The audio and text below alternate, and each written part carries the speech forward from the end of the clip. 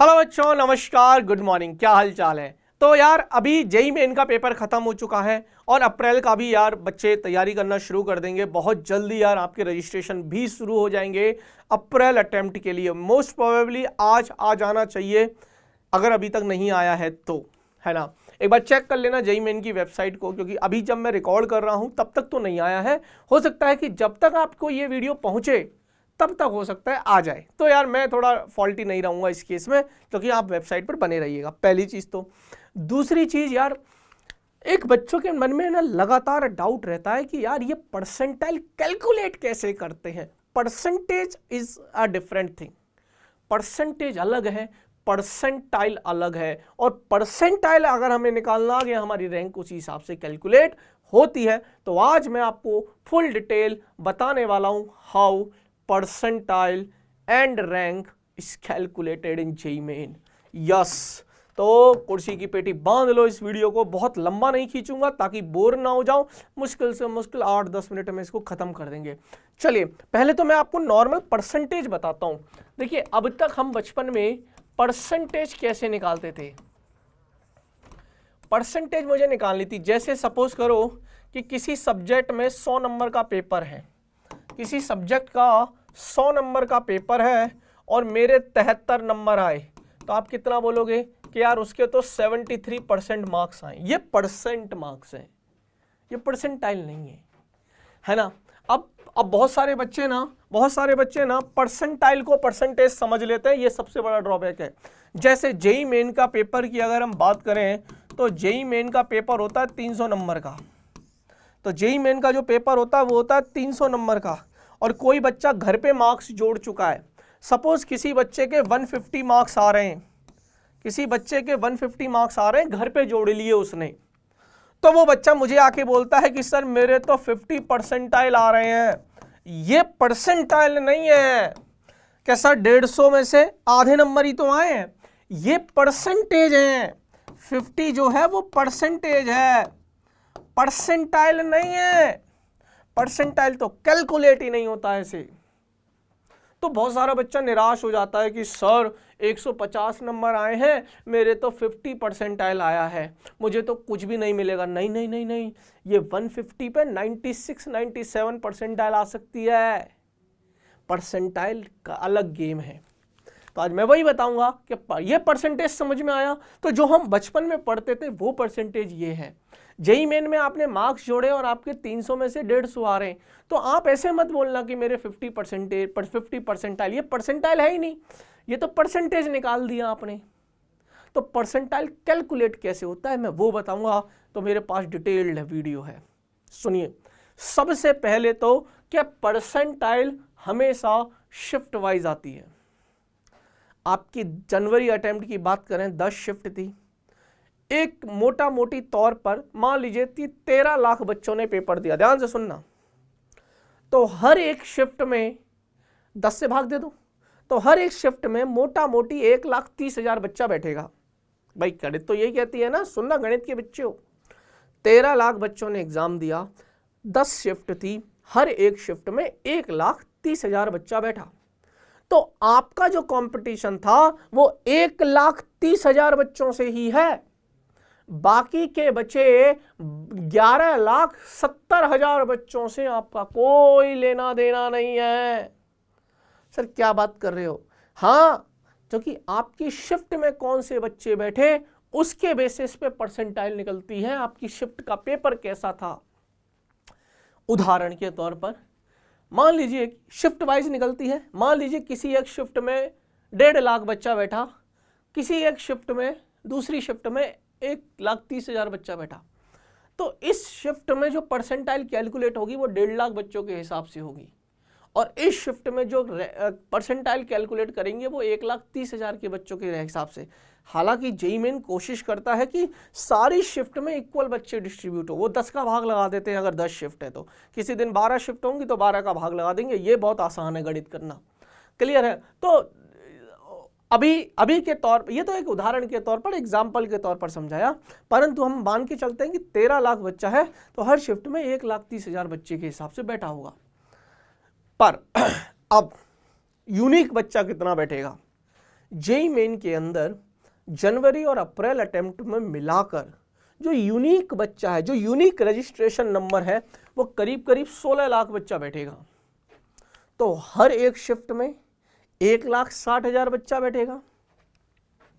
अब मान के चलिए, ध्यान से सुन, ऐसे समझ इसको, यूनिक बच्चा तो 16 लाख बैठेगा। अब मैं कैलकुलेशन के हिसाब से लेता हूं ताकि कैलकुलेशन थोड़ी सी आसान हो जाए। ये तो सच्चाई बता दी मैंने। अब मैं आपको उदाहरण के तौर पर मान लीजिए कि 1.5 लाख बच्चे थे जो आपकी शिफ्ट में बैठे। आपका पेपर था, जैसे मान लीजिए 22 जनवरी शिफ्ट 1 में पेपर था। ध्यान से सुनिए, 22 जनवरी शिफ्ट 1 में पेपर था। आप पेपर देने गए, ऐसे पूरे हिंदुस्तान के अंदर 1.5 लाख बच्चा पेपर देने गया। तो आपका 14.5 लाख बच्चों से कोई लेना देना नहीं है। 16 लाख में से 1.5 लाख बच्चा एक शिफ्ट में पेपर देने गया, तो 14.5 लाख से कोई लेना देना है ही नहीं आपका। क्लियर? अब आपका जो परसेंटाइल कैलकुलेट होगा वो कैलकुलेट होगा इस 1.5 लाख के आधार पर।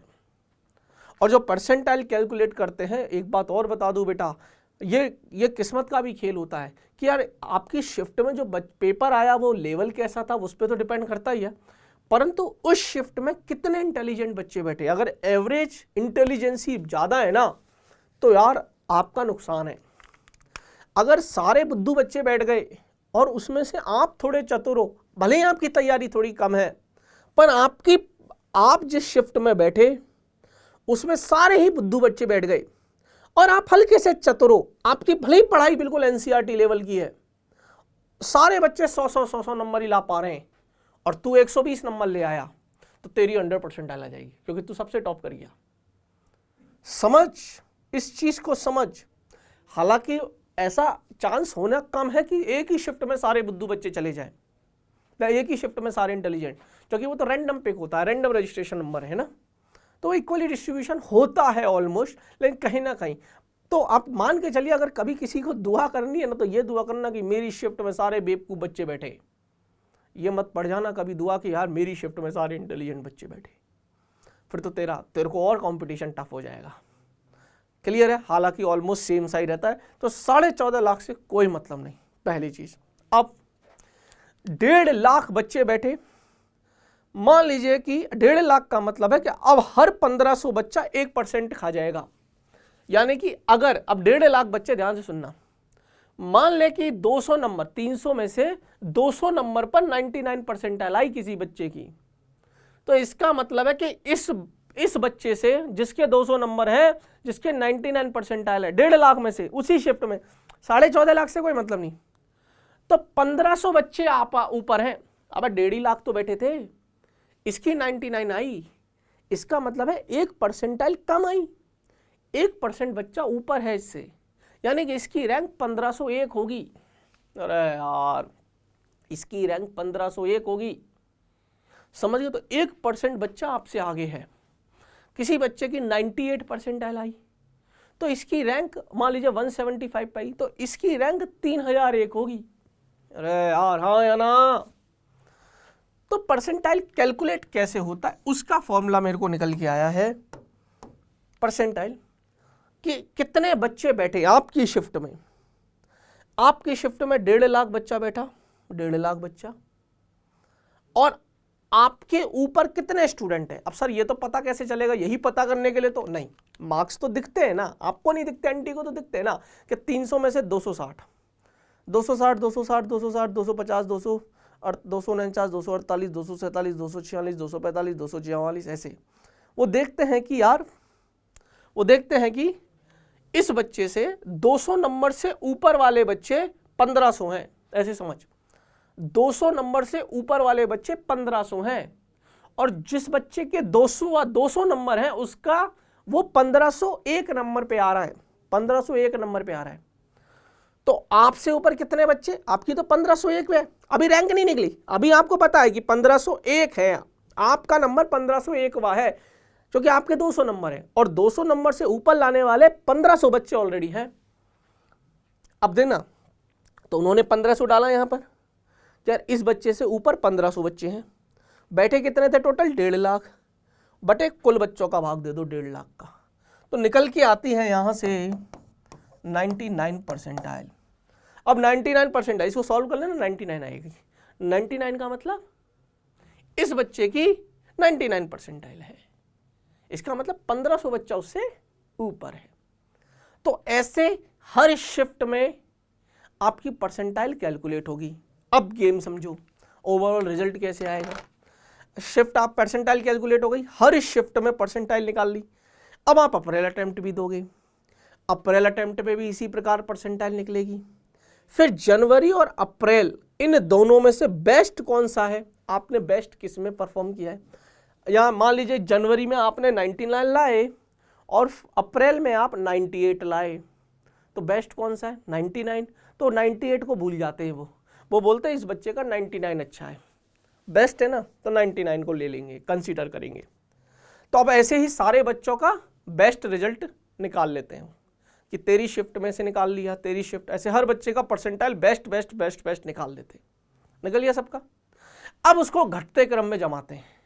100 परसेंटाइल वाले बच्चे सारी शिफ्ट से ले लेंगे कि भैया जितने भी शिफ्ट से 100 वाले आ जाओ। अब मान लीजिए 10 शिफ्ट है, 10 शिफ्ट में 20 बच्चे ऐसे हैं जो 100 परसेंटाइल पे थे, तो रैंक किसकी AIR 1 देंगे।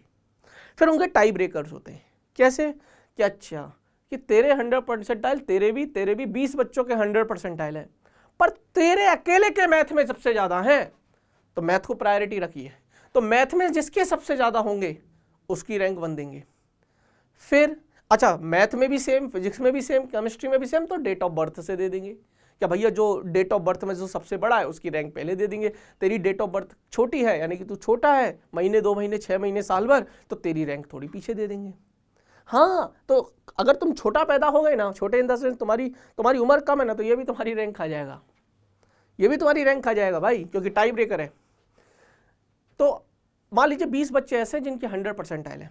अब 20 की रैंकिंग तो जमाएंगे ना, क्या पहली रैंक किसको देनी है, दूसरी किसको देनी है, तो पहली रैंक उसको देंगे चाहे सबके 100 है जिसके मैथ में सबसे ज़्यादा परसेंटाइल है। फिर फिजिक्स देखते हैं, फिर केमिस्ट्री देखते हैं, उसके बाद डेट ऑफ बर्थ देखते हैं। हालांकि इतना फिल्टर लगाने के बाद अपने आप फिल्ट्रेशन हो जाता है। फिर उसके बाद 99.9 वाले को देंगे 21वीं, फिर 21, फिर 99.6, 99.9 के बाद 99.8, 7, फिर 7 के बाद भी और पॉइंट के बाद 7 अंकों तक जाता ही है, दशमलव के बाद 7 या 6 या 7 अंकों तक जाते ही हैं। तो इतने फिल्ट्रेशन पे तो आपकी रैंक आ ही जाती है। उस हिसाब से घटते क्रम में लगा देते हैं। अब जैसे ही तेरा 99वां नंबर आएगा, तेरा 99वां नंबर आएगा तो तेरी रैंक अपने आप, तू बोलेगा सर 1500 नहीं, 1500 तेरी उस शिफ्ट की रैंक थी। अब 1500 ऐसे बहुत सारे बच्चे, अब 99 वाले तो बहुत होंगे ना, 99 वाले तो बहुत होंगे 10 शिफ्ट में, हर शिफ्ट में मान लीजिए 1500, तो 1500 × 10 15,000, तो 15 लाख में से 99 पे यानी कि 1% बच्चा, 15,000 बच्चा ऊपर है तेरे से, तो तेरी रैंक निकल के आएगी 15,000। कितनी? 15,000। अब किसी के मार्क्स कम आए तो अब 99 परसेंटाइल, तेरे मार्क्स तेरी शिफ्ट में आसान था, तेरे 99 परसेंटाइल 200 नंबर पे बन रही है, उसकी 99 परसेंटाइल 180 पे बन रही है। छोड़ो ना, परसेंटाइल देखी, रैंक निकाली, खत्म हो गया काम। तो ऐसे हाउ ये परसेंटाइल कैलकुलेट करते हैं और रैंक कैलकुलेट करते हैं। मैंने बहुत डिटेल में आपको समझा दिया कैसे है इसका formula. Total number of students जो आपकी शिफ्ट में बैठे माइनस स्टूडेंट्स अबव यू, आपसे ऊपर कितने बच्चे हैं, divided by total number of students. वही 1.5 लाख बच्चे बैठे मेरी शिफ्ट में, 1500 बच्चा मुझसे ऊपर है, टोटल बच्चे 1.5 लाख, 99 परसेंटाइल, यानी कि 1 परसेंटेज बच्चा मुझसे ऊपर है। क्लियर है? आई होप आपको मेरी बात समझ में आ गई होगी। चलिए तो बेटा जी अब आज के लिए इतना ही, मिलते हैं नेक्स्ट क्लास में। तो बाय बाय, धन्यवाद।